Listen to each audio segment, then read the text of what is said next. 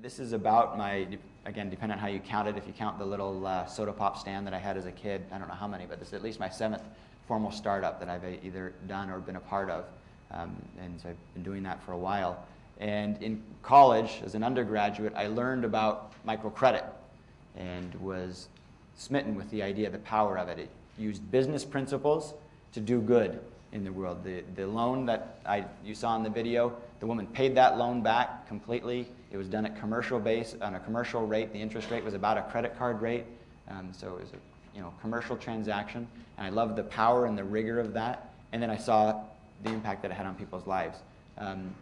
So that was one thing. And then I owned a company that I started as an undergrad as well. So the story that you heard me tell in the video was after I graduated from school, I sold that company and took some money from that and some other money that I put together, and I went to Mexico to start a program, to start an actual microcredit program. I had read about microcredit and done some writing, wrote a senior thesis on it, and was all excited about the potential to change the world. And I went to Mexico to see what it was really like, and that was the first loan that we gave that you saw in the video. So that was a bit about my background. Then I did that, started the program, turned it over to a local nonprofit, went back into it, worked at a biotech startup for a number of years, and then had a chance to go to Washington, D.C. to help get something off the ground called Grameen Foundation USA, which is an outgrowth of the Grameen Bank in Bangladesh. And while I was there, one of my jobs was starting up new microcredit programs around the world, taking the Grameen Bank methodology, which is one of the pioneers in the industry, been doing this for 30 years, very large program in Bangladesh, and replicating that in various parts of the world. And then I also ran the operations of the foundation. So I did that for a number of years, and then I did graduate work in development economics and management. I was at the Stanford of the East for a number of years. And then when I was finishing up there, I met the person who became my partner in Unitus, Mike Murray, who's the chairman you saw at the beginning of the video. He was based in Seattle. He had been involved in another company, also called Unitus, that was doing something completely different, but they had happened upon microfinance and microcredit, and they thought, hey, there's something there. Maybe there's something we can do with this. The other company wasn't going so well and was winding down. They said, why don't we take the infrastructure that we've built and morph it into something different? And so Mike and I started talking and said, okay, basically, let's do that. Let's start a new microfinance accelerator, which is something we made up. So we'll have to figure out what exactly that means. But let's use the existing legal infrastructure of this other company to be a microfinance accelerator. So I moved from Boston to Seattle about 4 years ago and to start what is currently Unitus. So I mentioned we're a microfinance accelerator, and if you remember the problem statement or the opportunity, that there's less than 20% market penetration for microfinance.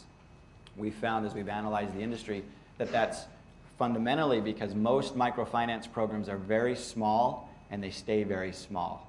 So of the 3,000 to 5,000 in the world, most of them, about 65% of them, serve less than 2,500 clients or 2,500 families or customers, when the potential in their market area might be 250,000. So they're small mom and pop. Sometimes they say it's a 7-Eleven serving a local geography when it could be a Walmart or something serving a much bigger area. So we saw that. We saw the potential that was there at the same time, there are programs like Grameen Bank with millions. I think the latest number is 4 million clients Grameen Bank has in Bangladesh. There are others who are very, very large. So we knew that scale, defined by the number of clients, was possible, but it wasn't happening. As we looked around the industry and looked at most of the institutions that were 2,500, maybe 3,000 clients, we found that their growth curve started off okay, but then started to level out. And as we analyzed it further, we found that that was because they had internal operating constraints. They didn't have the infrastructure to manage large-scale financial institution, and they didn't have the money they needed. So even if you're giving only $100 loans, once you give 1,000 of them, 5,000 of them, 10,000 of them, it still adds up to a lot of money. So they didn't have the financing they needed. So we created what we call the Unitus acceleration model.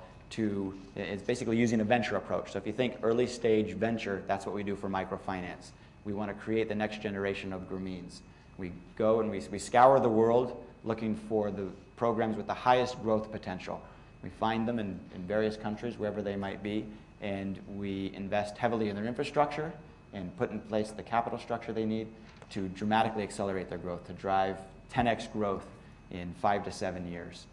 So that's how we're different. We don't give $100 loans or even $35 loans like I described there. We give $4 million loans or $1 million loans to the institutions that break them up into small $100 loans to distribute.